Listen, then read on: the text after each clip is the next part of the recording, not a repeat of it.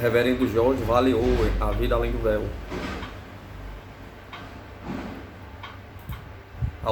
A Universidade das Cinco Torres.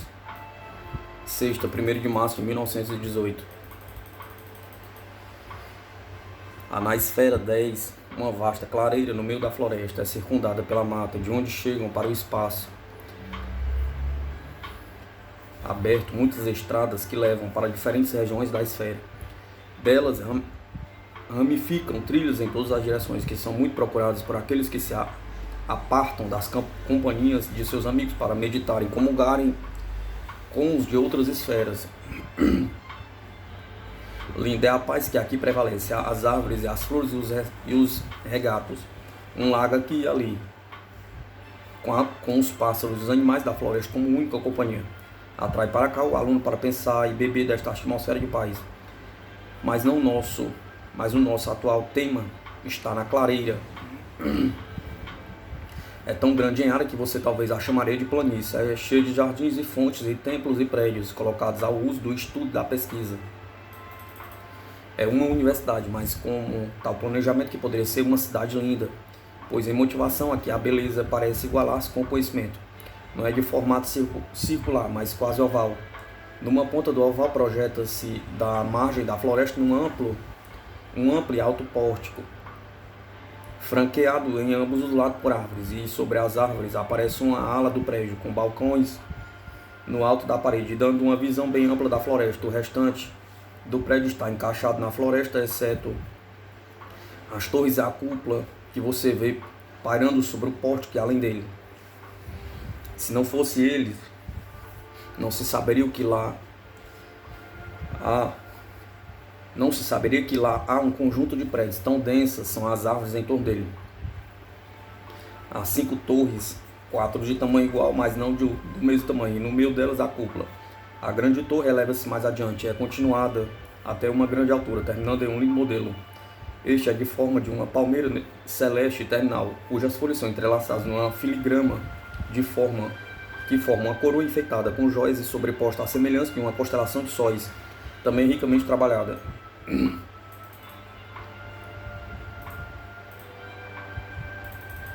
Tudo isto, as 4 torres, a cúpula e a grande torre têm um significado místico que somente aqueles que passaram pelo templo do Monte Sagrado realmente entendem completamente.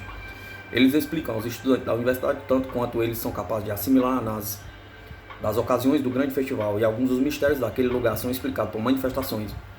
Sobre uma de tais ocasiões eu pensei em contar-lhe, mas primeiro serei mais completo sobre o prédio em si. Além do pórtico está um lugar, e andando nos aproximamos daquilo para o que o pórtico se abre e que se estende alguma distância para a esquerda e para a direita. O prédio principal eleva-se do lago, e todos os seus jardins e agrupamentos de prédios menores são unidos a ele por pontes, a maioria coberta. A cúpula sobre um saguão que é usado para observação. Este trabalho não é como o que se faz nas alas do templo do Monte Sagrado, para o envio de ajuda e para a manutenção da comunicação, mas é para simples estudo das esferas. Isto tudo é elaborado para a classificação de uma ciência que é continuamente progressiva, porque as esferas estão sempre se reajustando em seu relacionamento de cada uma com as outras. Portanto, não há término na busca do conhecimento nestes reinos celestes. As 4 torres têm cada uma um conjunto de prédio próprio. Não posso dar-lhe nomes, mas você pode transcrevê-los como a Torre da Vida Dormente, a qual você chamaria de mineral, e a Torre da Vida Sonhadora, que você chamaria de vegetal, a Torre da Vida Despertando, a qual você chamaria de animal, e a Torre da Consciência, a qual você chamaria de humana. A grande torre é a Torre da Vida Angélica, que observa todas as formas de vida abaixo, nela em degrau de progresso, e também coroa todas elas, pois em direção à ordem angélica está se movendo toda a criação inferior.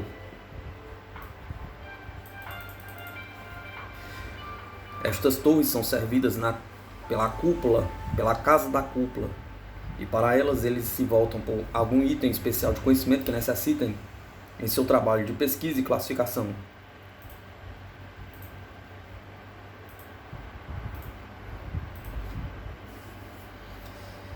Eles contam com os poderes gerados na casa da cúpula para ajudá-lo naquelas matérias. As 4 torres são de estilos diferentes, e você saberia rapidamente quando olhasse para elas da planície, a qual ordem da criação querem descrever. Elas foram desenhadas para este fim. O trabalho realizado dentro delas infusa, cada uma em sua característica peculiar, e daquela infusão o desenho emerge e torna-se o padrão disposto externamente. A grande torre é muito agradável de se ver, é de uma cor que não há na terra, mas chame-a de alabastro dourado, recoberto de pérolas, e terá uma ideia dela. É quase como uma fonte de ampla e esplêndida de gemas líquidas em perpétuo movimento, mas ao invés da água caindo, ela se dá a harmonia de uma música sussurrada, de tal forma que ninguém pode aproximar-se do prédio, sem que se modifique, quase para um encantamento em êxtase, pela influência que ela emana sobre tudo. As águas também são lindas já que dão voltas em torno dos canteiros em flor e que há um córrego. E ali há um lago, na qual as torres ou a cúpula ou alguma preciosidade da arquitetura é refletida e permanece em plácida e repousante beleza, como uma criança angelical em seu berço. Por assim dizer a você, vou levá-lo para a grande torre e perceba um pouco de suas qualidades. Ela não tem um prédio amplo em sua base, mas lança-se por igual, desde suas fundações. Ficamos em seu interior e olhamos para cima, e você paralisa pela admiração. Não há chão ou teto entre você e o céu acima. As paredes sobem, sobem, sobem. É quadrada, como um precipício. Até o topo parece colocado nos céus entre as estrelas, bem distante. Aparece à beira da torre, quase que além da torre em si, de tão alta que é. Mas as paredes não são vazias. A torre é construída de paredes duplas e nos quatro lados há salões e saguões e habitações dos anjos. Assim que se olha para cima, pode-se ver uma porta, então um balcão ou janela suspensa, ou uma ponte ligando uma habitação à outra, uma curva para fora no espaço ou para dentro, novamente para sua destinação, ou uma linha diagonal na parede mostrará onde um lance de escadas vai de uma casa ou local de lazer a outro local. Até mesmo jardins há ali plantados em amplos canteiros, saídos das paredes laterais da torre. É tão alta e tão larga esta grande construção que estes itens, que são de proporção espaçosa, quando se aproxima deles, mesmo assim não impede a visão do céu acima, mas alteram o contorno da abertura do topo. E quando se olha em torno, vê-se como a luz altera e se mistura, intensifica ou desaparece nas diferentes partes da ascensão.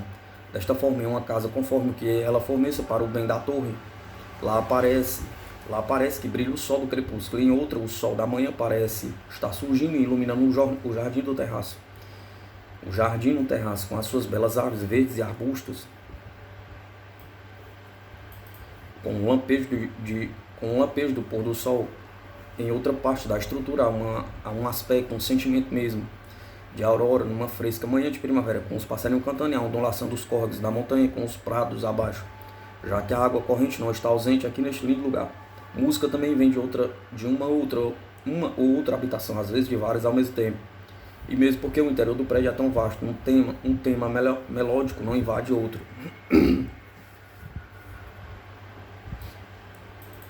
Agora, do que diz, e é apenas um pouquinho do todo, você pode deduzir que se estava em algum lugar onde a inatividade era o principal residente, e a tranquilidade o principal motivo de sua fundação, mas retorne em sua mente ao nome que dei a estas 5 torres e verá que não é o caso. Esta grande torre supervisiona o trabalho das outras 4, e a cúpula puxa daqui o poder requerido para a tarefa. Aqui residem anjos de elevado grau, num vai e vem de reinos muito altos para darem de sua força poderosa e de sua experiência ampla para auxiliar aqueles que agora buscam acertar o passo no caminho que eles trilharam antes, eras atrás.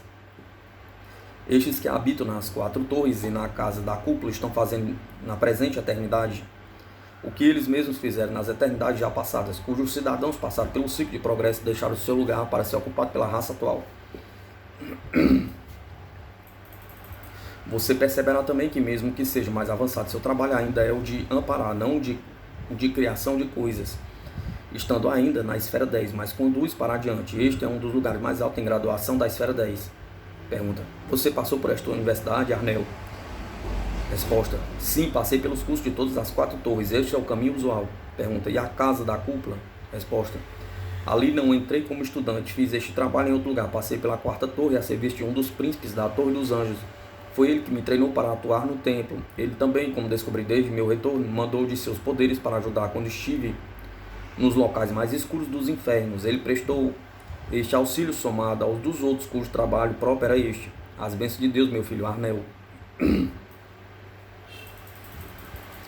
Segunda, 4 de março de 1918. Dentro do distrito da Universidade das Cinco Torres há muito movimento, mas nenhuma pressa. Ao longo dos canais, barcos surgem nas alamedas que levam às águas centrais, levam seus viajantes para as regiões dos vários prédios. Nos terraços e escadarias que descem para o plano das águas, há milhares reunidos-se, cada grupo que chega acrescenta em alegria, porque trazem com eles a expectativa de alguma grande manifestação. Estes foram convidados para virem até aqui pessoalmente, pois não são todos os habitantes da esfera que podem vir a estes confins, mas somente aqueles que estão já evoluídos o bastante. Estando aqueles milhares já reunidos, aí chega uma linha melódica da Torre dos Anjos e todos prestam atenção para ver o que se seguirá. Eu vou descrever esta manifestação na ordem.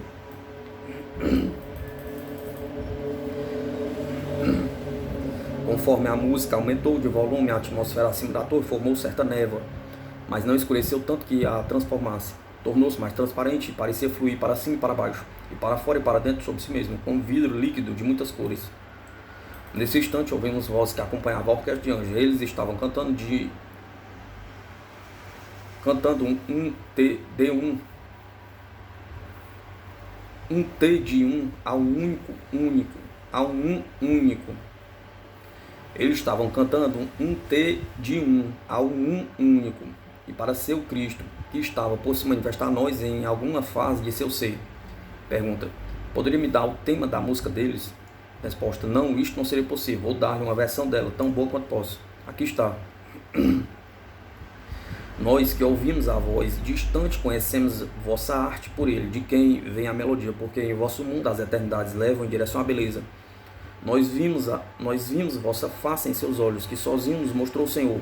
Sabemos que vossa arte é sem forma, e ainda que de vossa mente tomou forma, aquela beleza não deveria seguir nua, mas vestida em roupagens cujo tecido é a luz e sua costura a sombra.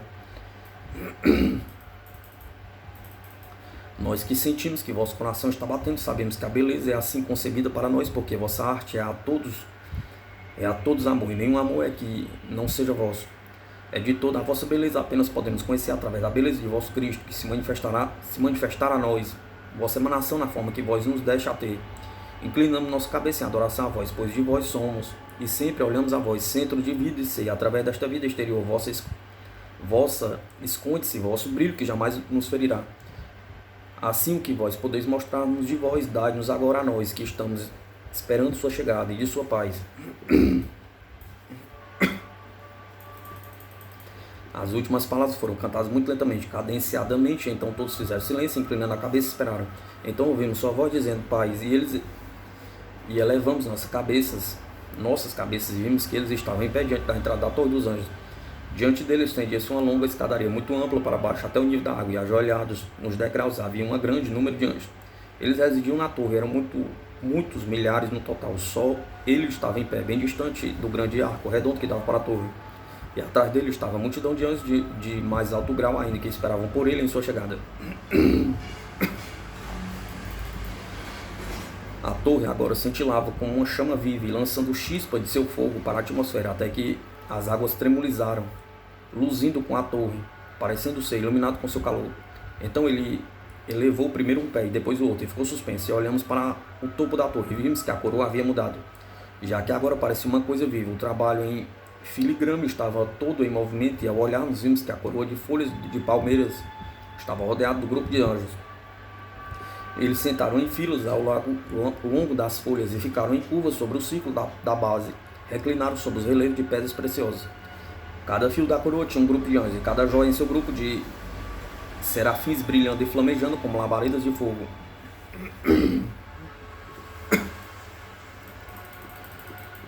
Lentamente todo o topo da torre destacou-se e moveu-se em direção ao espaço acima do ponto onde ele e sua companhia estavam. E aí flutuou devagar para baixo, até que permaneceu sob o pavimento do terraço. Dentro havia milhares de anjos já, e também fomos convidados para atravessar o córrego de água e entrar.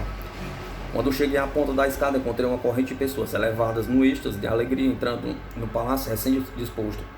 Agreguei-me a eles e entrei nada temendo. Tudo era calmo e tão pleno de paz e alegria. Dentro, a coroa era como um grande hall, muito alto e adornado com pedras preciosas e joias na base do teto, da base ao teto. O espaço aberto estava agora coberto com uma névoa iluminada, a qual fazia um ambiente sustentar-se. As paredes subiram verticalmente para um espaço, e não arquearam sobre si formando arestas sobre as abóbadas. E encontraram-se no centro, em seu ponto mais alto, numa joia grande da cor de safira. Ela era de cristal transparente e tinha a formidável qualidade de refletir o céu de fora, mostrando quem vinha vindo para a atmosfera e quem saía. A coroa foi assim remodelada à proporção que descia, porque das outras vezes era quase aberta ao céu acima. Pergunta: quantos estavam presentes? Resposta: não sei dizer. Mas os que vieram com ele devem ter sido pelo menos 1,5 milhar, e nós convidados não éramos menos que 6 vezes este número. Lá estavam os moradores da torre, que eram em número de uns 3.000 geralmente. Era uma grande assistência. O objetivo dessa manifestação foi a instrução como a ciência daquela universidade. Eu havia dito a você o que era. Havíamos procurado nosso trabalho de pesquisa e acumulamos muito material. E agora ele viera para mostrar-nos como tudo era coordenado com a sabedoria de Deus, conforme se progride para as esferas acima. Pergunta: poderia ser mais explícito, Arnel? Isto é muito genérico. Resposta: sim, meu filho, e sinto muito, mas temo que não possa tornar isto mais simples a você. Tentarei. Para não cansá-lo demais, direi de uma vez. Ele veio daquela vez como um verbo divino manifestado. Você sabe que o verbo foi quem?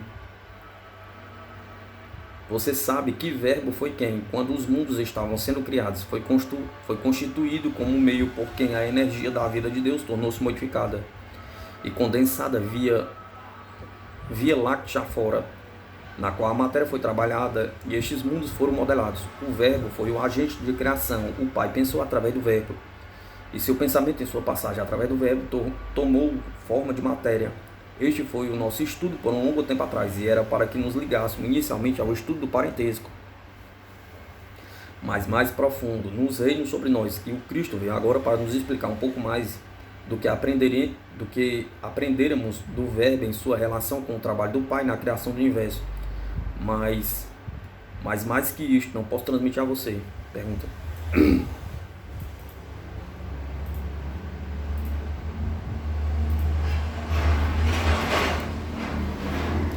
poderia dar-me a descrição dele, como ele veio desta vez? Resposta: ficou suspenso no meio do hall, da coroa da palmeira, e assim ficou. A princípio não entendi porque teria de ser assim, mas conforme a manifestação continuou, vi que qualquer outra posição não poderia estar harmonizada com o seu tema. Não foi meramente uma posse para ensinar pela visão. Foi por causa do seu tema que ele ficou levitando no espaço enquanto continuava. Ele se elevou mais até que ficou ali no meio entre o chão e o teto. É a dinâmica destes reinos, não um caso de escolha, mas de ordem científica. Mas ainda, os anjos que preenchiam a coroa ao lado de fora eram agora vistos sobre tudo, paredes e cúpulas dentro, joias vivas que cobriam as paredes como uma tapeçaria viva.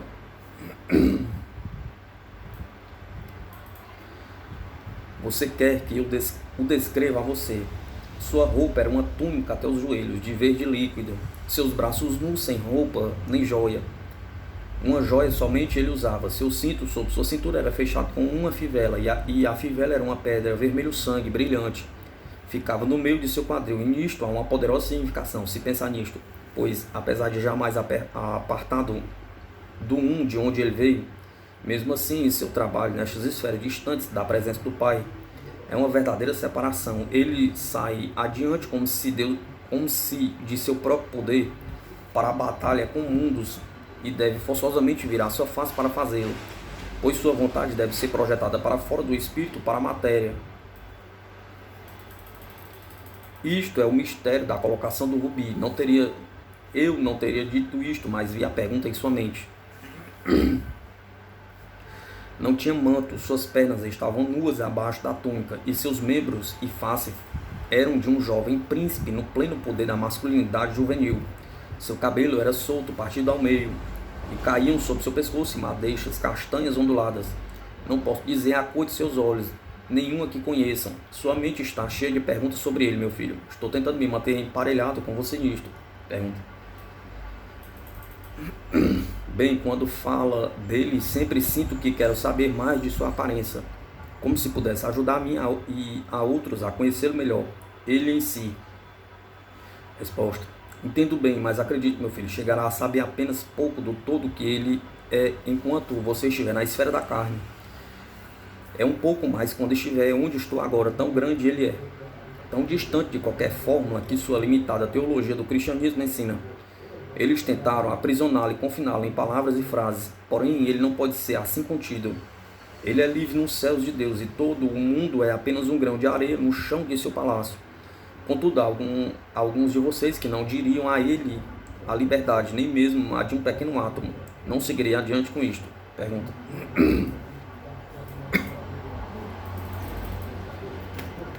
Mas Arnel, quem acreditava quando esteve aqui na terra? Mas Arnel, em que acreditava quando esteve aqui na terra? No que acabou de escrever, eu acredito, mas acreditava nisto quando esteve aqui, Senhor? Resposta: não, para minha vergonha, pois os homens não tinham então libertado a si mesmos das correntes das palavras, nem mesmo tanto que agora fizeram. Entretanto, meu filho, acredite-me, fui além do âmbito de minha igreja e preguei o amor numa extensão mais ampla da que eles permitiram. E por isso sofri. Eles não me mataram, mas insultaram-me e fizeram com que me sentisse muito só, mais só do que às vezes você se sente, meu filho. Pois há agora mais o que mantenha acompanhado do que havia para mim. E embora eu não tenha alcançado tão longe quanto você agora, ainda assim era muito o que alcancei naqueles dias obscuros. O sol começa a aquecer o horizonte hoje. Era inverno então. Pergunta: quando foi isto e onde? Resposta: foi na Itália, meu filho, na linda Florença. E não me lembro quando, mas foi no tempo quando Deus estava fazendo as coisas serem conhecidas e os homens estavam começando a pensar pensamentos estranhos e audaciosos. E a igreja fazia carrancas com uma sobrancelha e o Estado fazia com a outra. E, bem, morri na meia-idade, assim escapei de sua inimizade futura. Pergunta: o que você era, um pastor? Resposta: não, meu filho, não fui nenhum pastor. Ensinei música e pintura, eram frequentemente ensinadas junto naqueles primeiros dias. Pergunta: os primeiros dias da Renascença, você quer dizer? Resposta: não chamamos assim entre nós, mas foi o que foi. Sim, Deus começou a fazer as coisas conhecidas como Ele está fazendo hoje. E quando Ele estende sua mão para fazer isto, significa que o homem terá que ajudar, com muito trabalho. Mas eles, no trabalho de renovação, não estão sozinhos. Pense na pedra de rubi em seu cinto, meu filho, e ponha no coração para a sua companhia. Arnel. Sexta, 8 de março de 1918.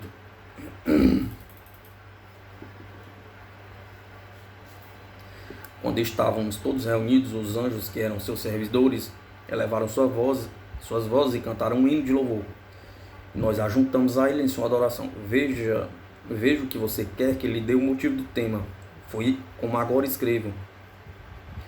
Se era e do coração do ser veio em direção a Deus, pensamento de Deus, e de sua mente verbo se tornou. O verbo veio de longe, mas com ele veio Deus. Pois Deus era a vida do verbo, e através do verbo de Deus a vida passou para a forma. Assim o homem tornou-se em essência e emergiu de sua primeira eternidade uma criatura no coração e na mente de Deus. E o verbo deu-lhe o coração dos anjos e a forma do homem. Merecedor total é o Cristo manifesto, pois é ele quem, através do verbo, vem em direção a Deus e assim declara o propósito de Deus e sua vida, através dele é colocada sobre a família dos anjos e sobre mim.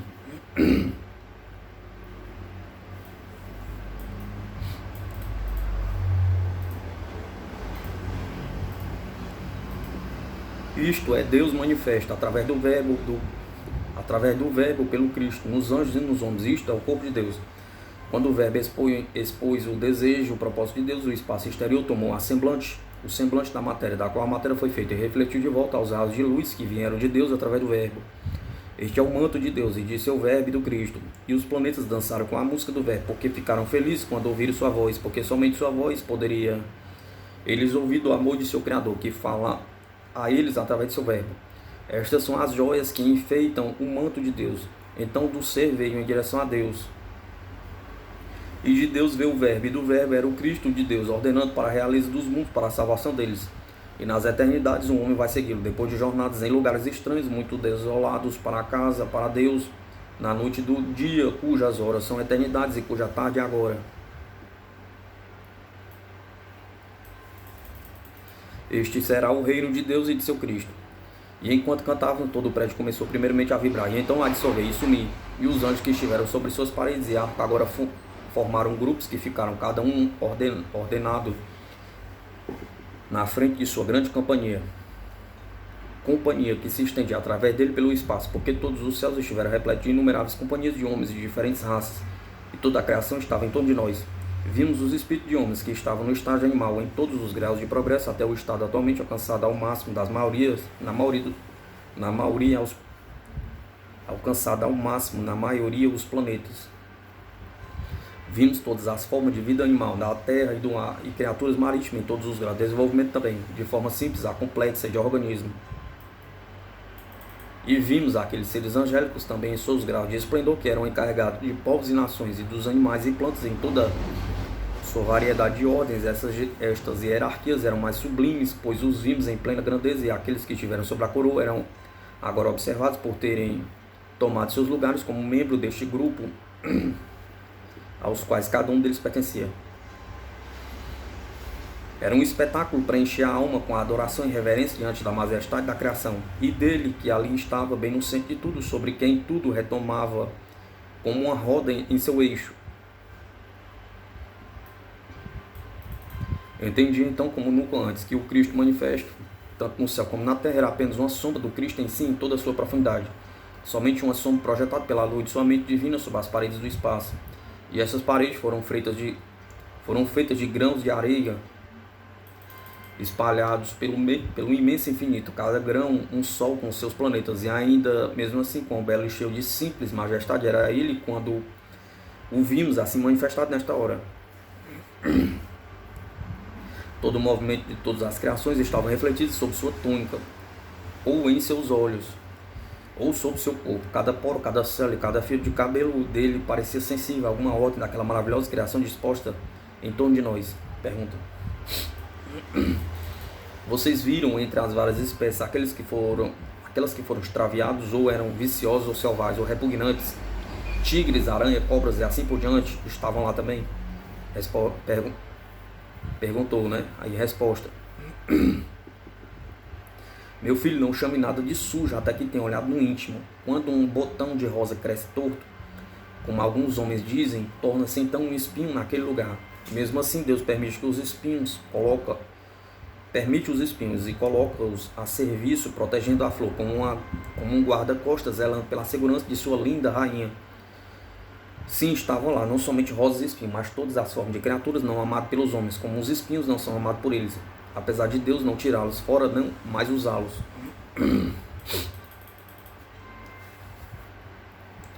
Mas vimos todas essas criaturas que você chama de viciosas e repugnantes, não como as vimos quando vivemos na terra, mas como fomos ensinados a vê-los aqui. Nós os vimos pelo íntimo das coisas, e eles não pareceram assim aos nossos olhos, mas como brotos de uma enorme árvore do progresso natural e ordenado, não maus, mas menos perfeitos. Cada classe em empenho de algum espírito elevado e sua hierarquia de trabalhadores para expressar uma ideia de algum minucioso elemento do caráter de Deus. Alguns destes experimentos atingiram maior perfeição que outros, mas até que o grande experimento esteja consumado, nenhum anjo e com certeza nenhum homem pode pronunciar que um deles seja criação do bem e outro procedente da vileza. Nós que assistimos no íntimo ficamos sem respiração diante da beleza daquele imaculado, mais extenso manto do Cristo que, enquanto ficou lá no meio, parecia estar revestido e envolto pela essência destilada de tudo, o que o incensava em adoração e reverência profunda.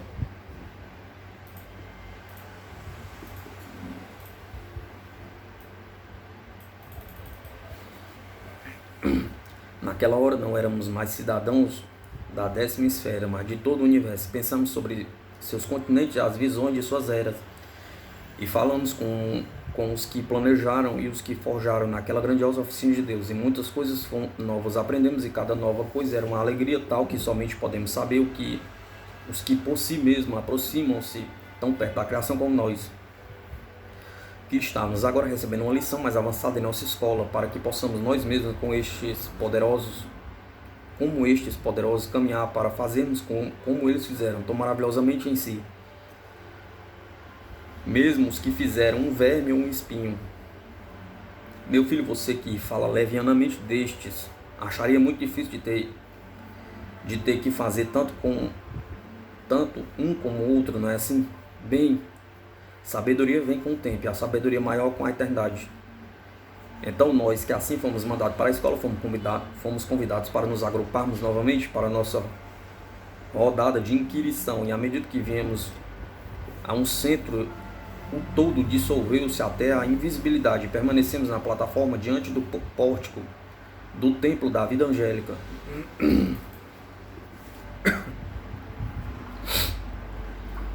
Olhei para cima e notei que a coroa estava de volta em seu devido lugar, e tudo estava como tinha estado antes da cerimônia haver começado.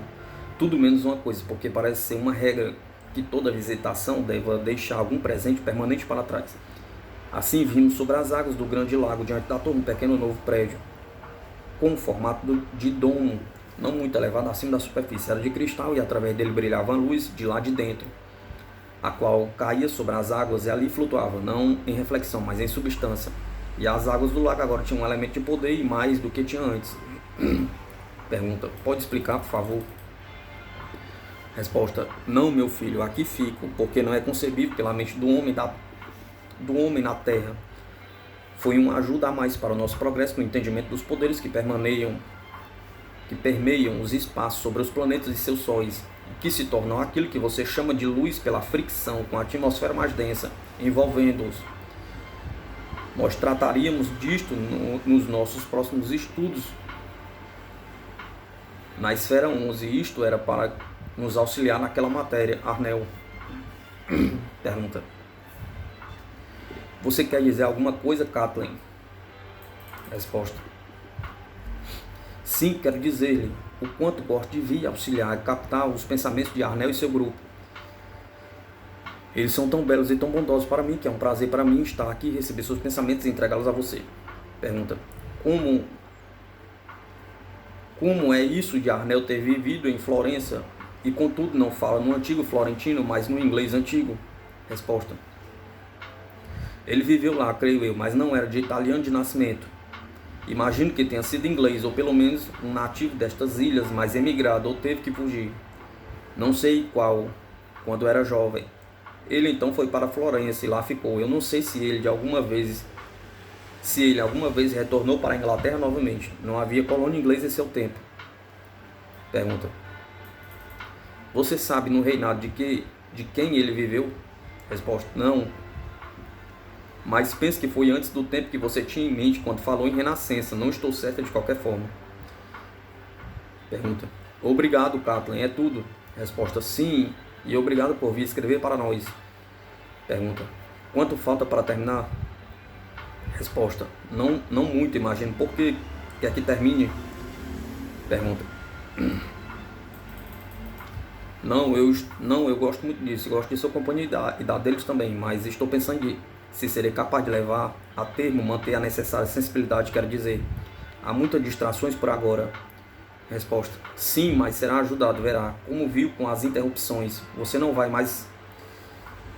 foi mais interrompido desde que Arnel disse que trataria disto. Resposta: é certo, numa maneira notável, aquelas interrupções cessaram por completo. Bem, eu quero dizer, seguir adiante até que digam que terminaram. Deus abençoe, Kathleen. Por agora, adeus. Resposta: boa noite, meu querido amigo Kathleen.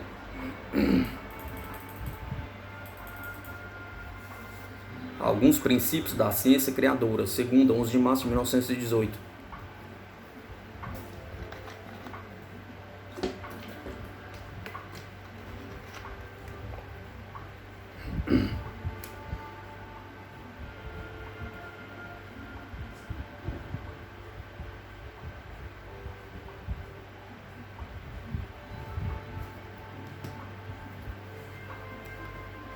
Pergunta: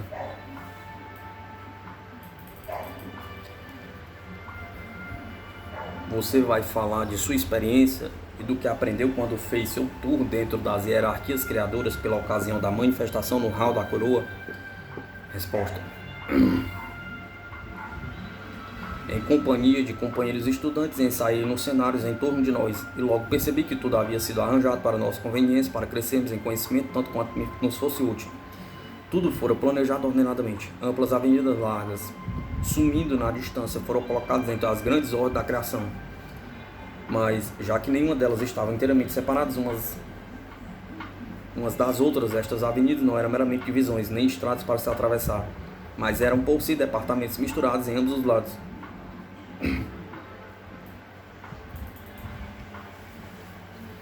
Conforme andávamos nelas, fomos abalados pelo fato de certos princípios serem evidentes, à medida que sejam observados por todos os príncipes criadores lealmente.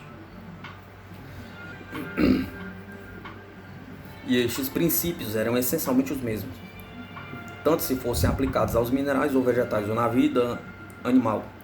Este é apenas um raciocínio, quando lembramos que toda a maravilhosa diversidade, tão rica em sabedoria e ingenuidade, conforme disposto nesses departamentos mais evoluídos, desabrochou na primeira agregação simples de elementos através de longas eras de progresso. Primeiro em poucas partículas triviais, do simples ao complexo, até finalmente temos a riqueza do flamboyante, disposta como vemos hoje em dia. Deixe-me dar um exemplo para ilustrar o que quero dizer. Nós vimos, enquanto descíamos uma avenida, como os mundos foram feitos no lado esquerdo conforme andávamos.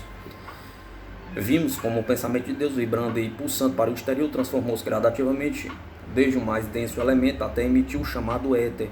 Aqui podemos perceber a natureza do movimento e vimos que era em espiral, pois nenhuma onda reta alcança o topo da espiral, e elas fazem seu curso também numa descendente de forma espiral, mas agora por dentro do átomo do éter.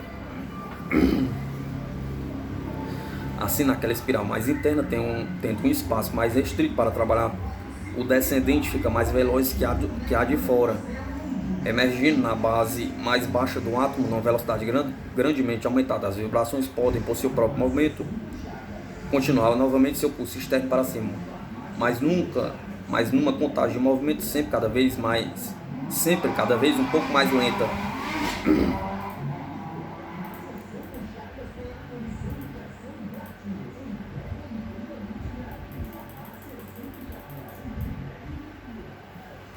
Até que o topo fosse alcançado e a descensão começada interiormente de novo, e sempre com a velocidade aumentando.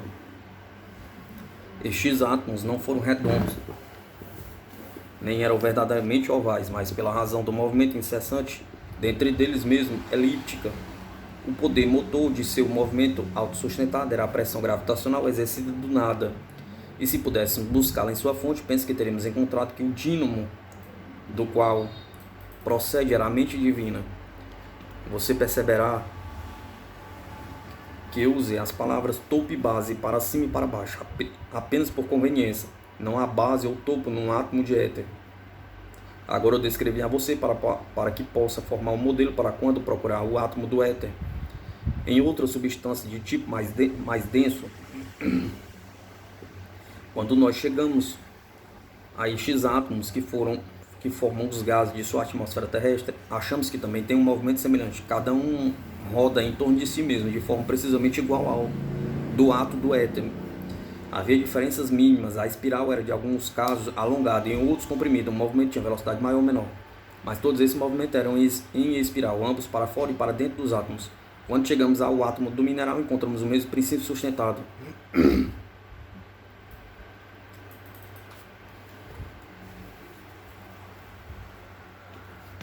E o que é verdadeiro no átomo sozinho também é no átomo em estado de agregação. O movimento dos átomos de um planeta é em espiral, mas aqui está mais retardado pela condição de densidade da matéria que forma o planeta. O mesmo também é verdadeiro no movimento dos satélites em torno dos sóis e dos sóis em torno de seu centro. Mas tanto a massa como também a densidade de uma unidade afetam o valor da velocidade. A velocidade do movimento de seus átomos é menor daqueles planetas que atingiram maior densidade que os outros. Mesmo nestes, a regra se mantém, tanto que o movimento interior é mais rápido que na superfície mais exterior, o qual se arrasta nele muito lentamente, como se estivesse relutante em se mover, afinal de contas. Mas faz o mesmo movimento, e aquele movimento é da forma de uma espiral em torno de seu eixo. Sua lua ainda esforça-se para manter a regra em torno de sua órbita. Ela por si eleva-se, afunda e afunda novamente, como se no esforço vão de percorrer seu curso uma vez em espiral sobre a Terra. Assim faz a Terra em seu caminho em torno do Sol. Sua órbita não é um círculo verdadeiro, nem um círculo disposto num plano verdadeiro. É errático e elíptico, ambos para a rotação e também para nivelar-se. E o que é verdadeiro no átomo do éter e nos gases da Terra, o mesmo na Terra, e mesmo na Terra, é também verdadeiro para o Sol e as constelações. Seus movimentos são de forma de uma espiral gigantesca, numa formação elíptica constituída de Sol e seus planetas. Isto nós vimos de um lado da ampla avenida, do outro lado da contraposição espiritual destas criações, os seus complementares, e as ruas entre os dois estavam na fronteira que une os dois. Você atravessa uma fronteira desta quando você passa da vida terrena para os reinos espirituais, meu filho. E portanto vamos deixar aquele departamento e vir para o outro, porque a rua que atravessa é entre o homem da terra e o homem dos céus. Pergunta.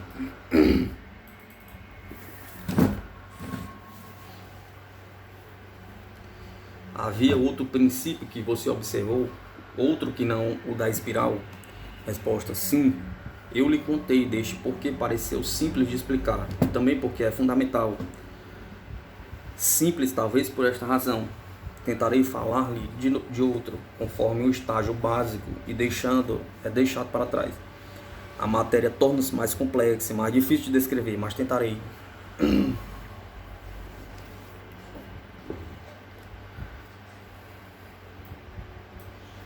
Nós vimos que os grandes senhores da criação começaram seu trabalho há muito tempo antes do átomo etéreo e próximo da origem de tudo. Ainda aqueles que tratam da evolução etérea, e para diante disso são senhores muito velhos e grandes. Nós, entretanto, seguimos o direcionamento de estudar essas vibrações do poder mental, onde eles estavam mais retardados pela densidade do material no qual se moviam. E achamos que uma das tarefas mais difíceis que nós, estudantes, tínhamos pela frente era pensar e querer na maneira apropriada. Porque para tratar da matéria criativamente, a primeira coisa a dominar é pensar em espirais. Não posso tornar isto mais explícito a você, mas é o hábito mais difícil de adquirir. Pensar espiraladamente. Mas você pediu outro princípio. Vamos à criação sensitiva e da vida da planta. Seguimos uma grande avenida, no único lado em que estava disposta a vida vegetal da Terra e de outros planetas, e no outro lado, aquela de seus céus complementares. Vimos que cada espécie de vida vegetal tem uma análoga no mundo animal. Há uma razão para que seja assim, e tem a ver com a alma da planta, mas com que a manifestação exterior em córtex, galho e folha. Mas não somente isso. Mas mesmo ali você pode vislumbrar e se examinar mais de perto a relação entre os dois, animal e o vegetal. Pergunta. Temo não estar acompanhando o Senhor. Poderia ajudar-me mais um pouco? Resposta. Vamos retomar daqueles dois reinos e trabalhar neles. É a melhor maneira. Aqui nos céus nós temos ordens diferentes de seres, diferindo em autoridade, diferindo em poder e em caráter, e também em habilidade para uma ramificação de trabalho que outra. Isso também ocorre na Terra. Você, portanto, encontrará isto no reino animal. Os animais têm poderes diferentes. Alguns têm habilidades em uma direção, alguns em outras. Eles também diferem em caráter. O cavalo tem mais aptidão para a amizade que a serpente. O papagaio mais que o urubu. Agora, este princípio de analogia, do qual eu havia falado, pode ser visto, apesar de que, veladamente, para a maior parte, predominando entre o mundo vegetal e o animal.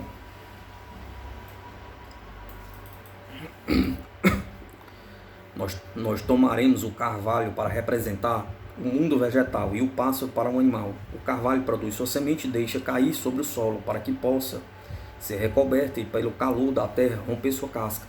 E sua vida interior rompe em direção à manifestação exterior. A semente e o ovo são idênticos em tudo essencial, tanto quanto a estrutura e também em sua forma de incubar. Essa movimentação de vida do mais interno para o mais externo é uma lei universal e jamais é derrogada. Ela também tem sua origem profunda na matéria primordial, de onde o atual universo saiu. Lembre-se de minhas palavras sobre o átomo etéreo. pois o movimento inicial do átomo é interior, onde sua velocidade é acelerada, onde acumula seu momentum. Exteriormente, ambos são retardados. Desta forma, encontramos a regra a respeito de outros departamentos. Eram princípios unificadores estabelecidos para que os trabalhadores celestiais tivessem limites.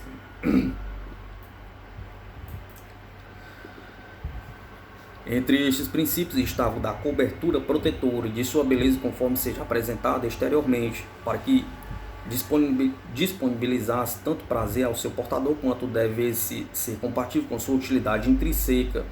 Sexo nas duas divisões, ativa e receptiva. Sistema circulatório da seiva e do sangue. Sistema respiratório por poros e também outros sistemas. Você não pode seguir adiante, meu filho. Pare agora, Arnel.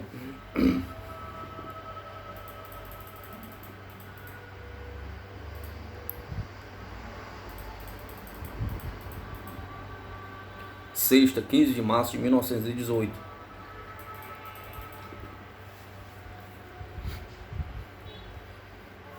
Agora, os princípios que governam as coisas materiais, que a vida manifesta externamente em forma de matéria, e são aplicáveis também ao reino espiritual. Primeiro, da espiral, que é em si análogo na matéria aos princípios que são vistos operantes nestes reinos espirituais. Deve ser assim, pois todo o movimento dos átomos materiais é o efeito da vontade operativa. A vontade central é a de Deus, cuja emanação ativa passa através das esferas em sequência ordenada e encontra sua expressão última na matéria. O que é visto na matéria, entretanto, é o efeito da energia destas esferas passando adiante. Nestes casos que nomeamos, a energia vista a emitir no átomo. A atividade espiral. Não poderia ser assim, a menos que o princípio fosse também encontrado ativo nestas esferas, através das quais a energia vital flui. Como ela é vista, manifestada aqui, eu me proponho a mostrar-lhe agora. A coroa de folhas da palmeira era um símbolo deste princípio espiral, pois desta forma foram dispostas. É na manifestação que lhe relatei, os anjos que sentaram sobre a coroa estavam necessariamente dispostos em espiral. Foi uma lembrança de como é realizado seu trabalho. E foi para nos dar uma lição visual, que eles assumiram seus postos dessa forma. Agora, como é aplicado à vida animal na criação. O primeiro impulso sensitivo é visto na planta e ali você vê claramente ilustrando o princípio da espiral. O feijão sobe em espiral, assim como fazem outras plantas trepadeiras.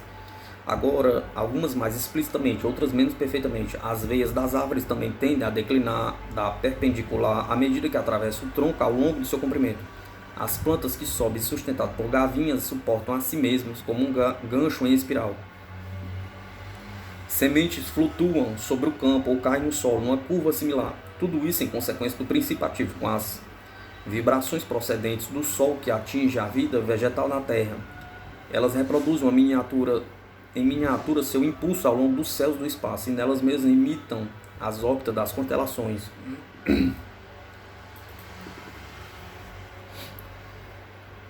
Quando chegamos na vida animal, encontramos o mesmo princípio trabalhando, já que os pássaros não voam em nada em linha reta, mas inclinados fora do prumo, e dado um percurso de extensão suficiente, a mesma formação apareceria. Aos animais, tanto do mar como da terra, a mesma regra é aplicada, mas nem sempre ela é vista tão amplamente como nas ordens mais baixas de vida, porque aqui é aplicado o exercício do livre-arbítrio, o qual produz impulsos excêntricos da regra central. No sentido inverso, a lei é mais aparentemente percebida sendo cumprida, tanto menor for o livre-arbítrio entrando na composição. Preciso apenas mencionar, para exemplificar, a concha do caracol e muitas das conchas dos animais marinhos, onde o instinto está no lugar do livre-arbítrio. Por outro lado, no que concerne ao homem, o princípio é visto operativo na maioria dos temas onde a sua individualidade é menos aparente que o direcionamento geral da mente de sua raça. Assim, a civilização procede do leste ao oeste, de tempos em tempos, circundando a Terra. Obedece à liderança do Sol central da Terra. Mas o meridiano do Sol não viaja em linha reta ao longo do Equador, mas inclina-se ora para o norte, ora para o sul. Conforme a Terra, inclina-se de uma forma ou outra. Este impulso da Terra é reminiscente da antiga regra e mostra a origem da Terra do estado nebular, de onde obteve o mesmo movimento espiral. Mesmo assim, o caminho da civilização circundando a Terra nunca atravessa a mesma região duas vezes em seguida. Através do tempo, a onda civilizadora alcança o ponto de longitude que marca sua revolução formadora, quando a Terra inclinou-se em seus polos, o norte em direção ao sul e o sul em direção ao norte, em alguns graus.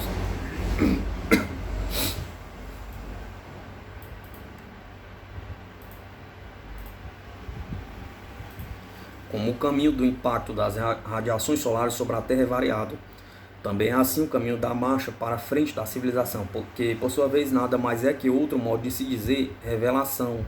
Se você pensar na localização da Lemúria ou na da Atlântida e seus sucessores no progresso da experiência humana, verá o que quero dizer. Mais adiante, não somente a respeito do caminho que toma localmente, mas para a realização também. O princípio se mantém. Isto é mais difícil de lhe explicar. Aqui é claramente visto por nós, porque vemos o trabalho mental íntimo da raça, não apenas mais vividamente, mas também em uma extensão mais ampla do tempo. Desta forma, sou capaz de dizer que o progresso da raça humana sempre segue para adiante, mas numa gigantesca espiral, apesar de tudo. Faria melhor sugerir-lhe o que lhe digo, relembrando do ditado: não há nada de novo sob o sol.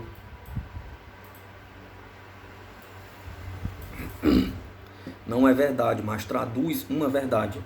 Você ouve de vez em quando que foram feitas novas descobertas, mas logo é descoberto que foram antecipadas alguns milhares de anos atrás. Bem, eu não colocaria desta forma. Diria, em vez disso, que esta nova descoberta apareceu durante o período em que a ciência atravessa a rampa, exatamente em cima da secção de caminho inclinada abaixo da espiral, quando esta sua descoberta foi feita. Porque a espiral é sempre ascendente, sempre retorna sobre as voltas de seu curso, e estas novas invenções não são novas apenas no sentido de serem adaptações das descobertas científicas no ciclo prévio da espiral da civilização. Pergunta: poderia, por favor, dar-me alguma ilustração? Resposta: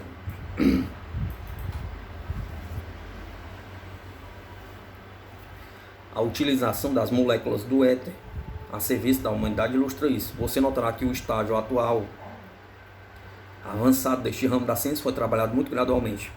Começaremos com um processo de combustão pela qual o gás é liberado. O calor era gerado e com o calor o vapor foi produzido. Isto foi seguido pela aplicação desse mesmo gás, mas descartando o intermediário vapor. Então o sistema mais fino de vibrações etéreas foram comprimidos a trabalho. E agora a eletricidade está rapidamente suplementando o vapor. Mas outro passo avante vem sendo dado, e é o que chamam de ondas de telegrafia sem fios. Estão começando a ser descobertas como sendo mais potenciais ainda. Agora, tudo isso já foi feito antes, em variados graus de perfeição, pelos cientistas das antigas civilizações, o que para você se tornou quase de memória mítica. O próximo passo adiante também é previsto. É a substituição das ondas mentais pelas ondas etéreas. Isso também alguns poucos dos de maior e de mais alta evolução entre aqueles precursores compreenderem sua ciência.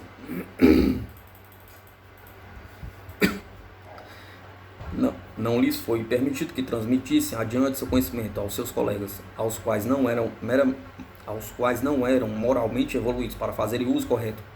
Não será dada à atual raça dos homens aperfeiçoar isto como uma ciência exata, até que tenham progredido mais em competências espirituais. De outra forma, prejuízos proveriam à raça e não benefício.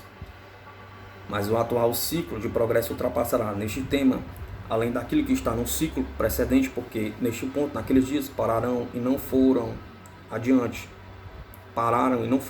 Seu declínio estabeleceu-se. E aquilo que chegaram gradualmente foi absorvido pelas esferas espirituais, para ser conservado até que a próxima raça tenha sido preparada e trazida a tal estado de perfeição que os qualifique para receber tudo de volta novamente, com um acréscimo do momentum, pela inspiração dos que foram seus guardiões durante as eras em que permaneceram inativos a seu cargo. Chame as esferas espirituais de interiores e a esfera terrestre de externa, e você terá o mesmo princípio de movimento reproduzido, ao qual nós ativamos no átomo do éter. Há muito mais que isso na matéria, mas não é de nossa competência colocar em palavras para que você entendesse. É suficiente dizer que o princípio que esquematizamos para mostrar-lhe sustenta-se bem, não somente a respeito da dinâmica da ciência, posso assim chamar o que acabo de exemplificar agora, mas também da ciência de governo, de cultivo de espécies vegetais e de animais. e a ciência da astronomia e da química? Pergunta. A astrologia e a alquimia foram as duas análogas correspondentes à astronomia e à química nos dias atuais? Resposta. Não, meu filho, com certeza não. Estivemos falando a você esta noite em eternidades. Estivemos falando a você esta noite em eternidades, não em séculos. A astrologia e a alquimia são parentes imediatos das duas ciências modernas. Estão no mesmo ciclo desta gigantesca espiral da qual lhe falo, mas algumas polegadas afastadas, quase no mesmo nível de ascensão no plano inclinado.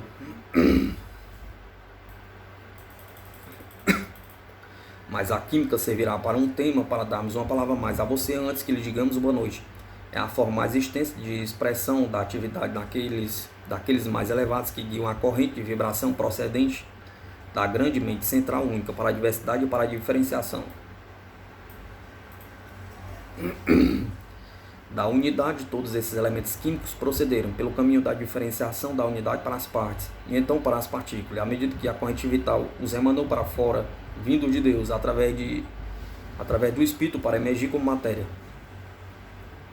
Então, tendo alcançado seu ponto mais baixo, aquele impulso então se volta sobre si mesmo, ele está subindo internamente. A química analítica está obedecendo a esse impulso, conforme seu curso externo, na medida da unidade para a diversidade. A química sintética já está tropeçando e de alguma forma tenta desajeitadamente encontrar a sua tendência. Seus esforços voltam-se da diversidade em direção à união dos elementos novamente. Já virou a espiral externa do átomo cósmico, quando no curso para dentro continuará o mesmo ímpeto, para emergir mais uma vez em seu caminho mais exterior, mas sempre em espiral. Lembre nossas palavras dadas em nossa última vinda concernentes a isto, e cheque nossas palavras desta noite por elas, Arnel.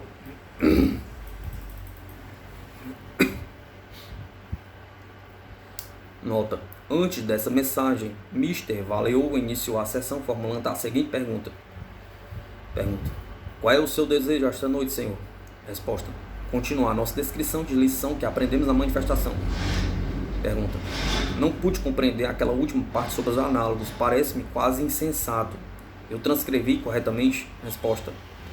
Quase. O que você esqueceu é nossa aplicação. Você está distraído demais para que continuássemos. Faremos isso agora.